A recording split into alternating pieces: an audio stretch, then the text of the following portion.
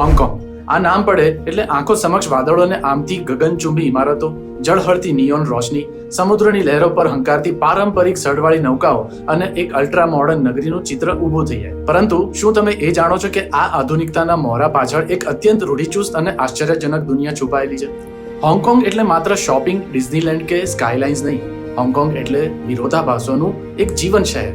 એક તરફ આ અદ્ભુત એન્જિનિયરિંગ અને 600 કરોડ રૂપિયામાં વેચાતા લક્ઝુરિયસ ફ્લેટ છે, તો બીજી તરફ આ શહેરમાં હજારો લોકો માત્ર 15 ચોરસ ફૂટના લોખંડની જાળીવાળા કેજ હોમ્સ એટલે કે પાંજરા જેવા ઘરોમાં આખી જિંદગી વિતાવે છે.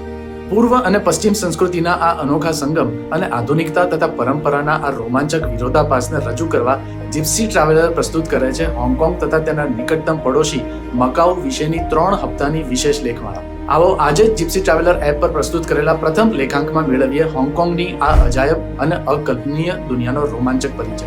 અત્યારે જ ડાઉનલોડ અને સબસ્ક્રાઇબ કરો જીપ્સી ટ્રાવેલર એપ.